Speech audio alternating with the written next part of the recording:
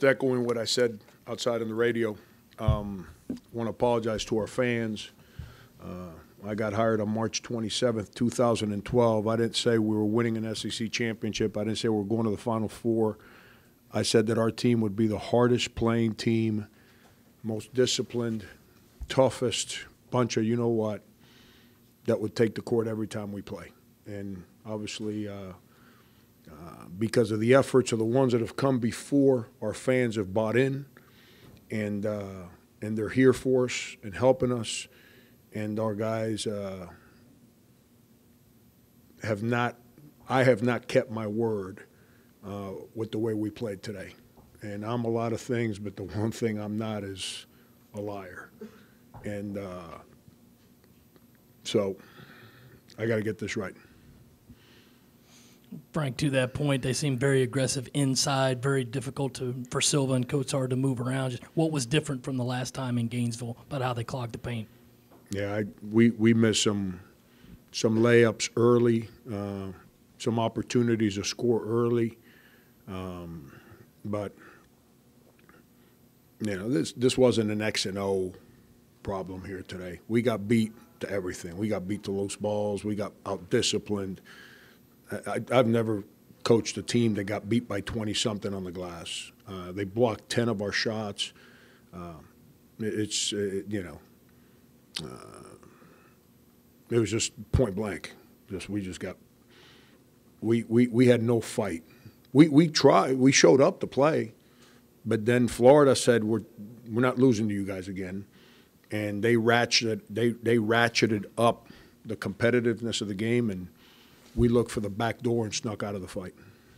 Coach, going off your opening statement, Booker was in here and says that they still have passion, but he said he's seen a different look in his teammates' eyes over the past couple of weeks. What have you seen in practice throughout the past few weeks? Yeah, we're a hurt team right now. You know, we're a team with lacking spirit, and I've told you guys all year that leadership has not been very good, and I've told you it's not negative. It just hasn't been very good. And, leadership doesn't stand up when you beat Kentucky or you beat Florida on the road or whatever. Leadership stands up every day, and it definitely stands up when people are not doing things the right way. And we're not doing things the right way right now. And as a basketball coach, I can tell you this. I've tried to explain this to you guys. If I'm worried about coaching discipline, effort, communication, all the things that should be intrinsically motivated for us. If I'm having to coach that, we're going to stink as a basketball team because you can't learn how to play together when you're trying to get guys to play through certain disciplines. And that's the place that we're in right now. So since I'm having to coach effort and all that, it's hard to win games. And then people's spirits get broken. And when you have a team that leadership is void with so many first-year guys, you end up with a confused team. And because of the guys that have all come before the guys on our team now, every time we play, people know that we are basically verbatim on what I said March 27th, 2012. The problem is that these guys, they're not owning up to their side of the bargain with how hard they have to play. So teams are coming at us because they're used to playing against South Carolina of the last 4 years. And our guys don't know how to respond. I have to, and that's why I'm not putting it on the players. I'm the one that said that at a press conference before any of these players ever step foot on campus. I don't give my word on something and kind of let it go. I've got to put that together. Coach, just given all that you've said so far today, how difficult of a challenge do you think it might be to get these guys whose spirits are broken right now to mend them in time to maintain to play competitive basketball the rest of the way? Yeah, Joe, it's and one of my bosses, who's a dear friend, is sitting in here right now, and there's a way that we used to do things to fix these problems. You do that in today's day and age, you lose your job. And all it takes is one person to say, oh, he's too hard, and now we've got a firestorm in our hands, and then I'm looking for a job. So today's day and age, it's a difficult time to get people to change bad habits. And I'm cool with education and all that, and that takes forever. That takes a long time to change people's habits through education. That doesn't happen pretty quick. In the business that I'm in, you're not going to wait 3 years to say, oh, they're trying to figure it out. You want it figured out by next month. I got it. I understand. But if you do it the way we used to do it, it's a problem. So, and I understand both ways. I'm not trying to say one's right, the other one's wrong. I understand both ways. But I got to figure it out. The school has hired me to fix problems. We got a problem on our team right now with what I've been talking about. I've got to fix it. It's on me. Frank, after the Texas A&M game a week ago, I heard you tell Derek afterwards that you thought Chris Silva was kind of struggling with an approach that maybe he cared too much or that he worried too much. Could you kind of explain that or elaborate on that? Yeah, Chris has always been, never been the frontline guy on any basketball team he's ever played on. He's never been the guy that's solely responsible for winning, losing. He's never been the guy that has to sit here and answer questions about when he doesn't play well or his team doesn't play well. He's never been that person. He's never been the one that has to play well for the team to win. And play well is not 20 points and 10 rebounds. Play well is ball screen coverage. Play well is communicating. Play well is making other guys do their jobs. There's a lot to go into playing well. I've got this saying, I tell my assistants all the time, you know, we live in a society where we think playing well is statistics. Well, go look at the worst team in any league. I bet you they got a guy with nice statistics. So stats is irrelevant to playing well to me. What Chris is, I'm trying to figure out how to word this in a way that answers your question. So Chris has never been that person that's been responsible for all those things. Well, he is now. And he's trying to figure out how to handle things. That's what he's trying to figure out. You know, that where I get frustrated is our guard play is very inconsistent. Bigs need good guards so they can impact the game consistently, especially on offense. Our guard play has been very inconsistent on offense and defense. So then it puts unbelievable pressure on the big guys to continue to protect the paint and the rim without fouling. But here's at the end of the day, this is, I think I've earned my stripes on how I handle things. 11 years as a head coach. I think today was my 6th technical foul in 11 years.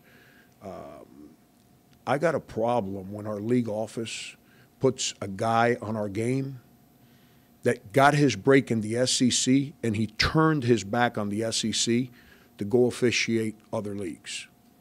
Why are we hiring that official to officiate SEC games? That's the problem. We got our tails kicked. Officiating had nothing to do with us getting beat today. But it's so is Chris the only guy that pushes? No one ever pushes him. He leads the country in free throw attempts, but no one pushes him. But yet he's the guy that pushes everybody. No one ever fouls him when he shoots around the basket. So it's I'm fortunate. I've coached in a lot of big games. I've coached for a Big 12 championship. Obviously, all you guys that cover us, you know what we went through last year. I've coached against every team imaginable.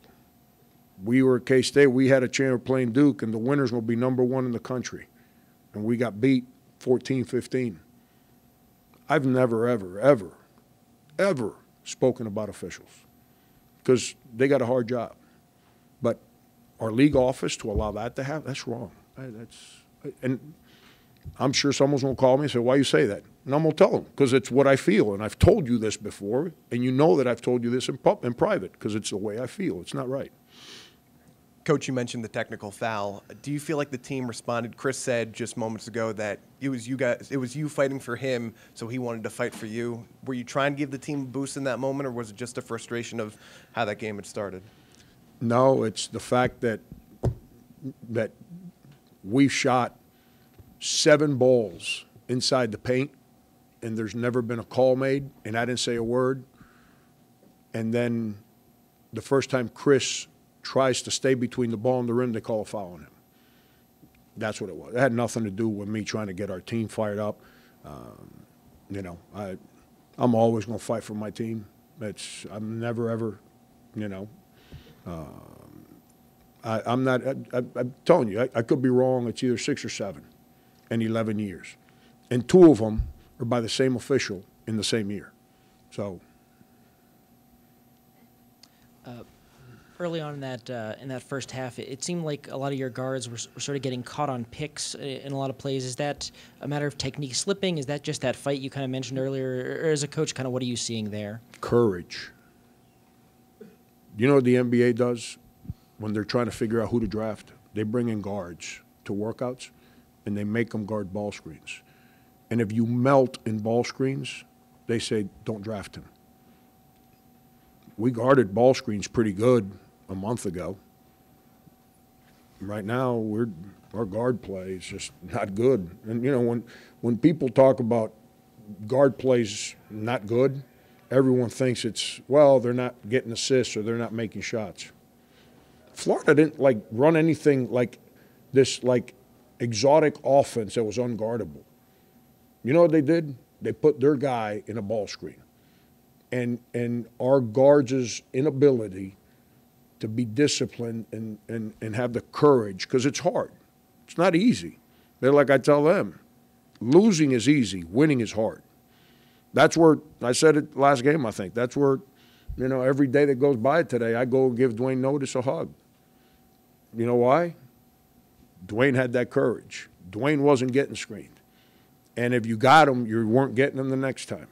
And, you know, right now we got guys that don't, you know, there's no fight right now. That's what I'm telling you. When I tell you we got our tails kicked and beat, that's what I'm talking about. We had no, we couldn't guard a ball screen. We wouldn't fight to deal with the ball screen. We got out-rebounded by 22 or 3. They blocked 10 of our shots. We got outshot at the free throw line. Got beat in every category that's about effort and discipline.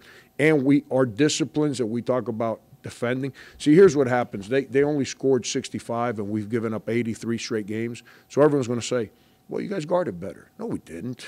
We didn't guard through the disciplines that we teach. You know, it's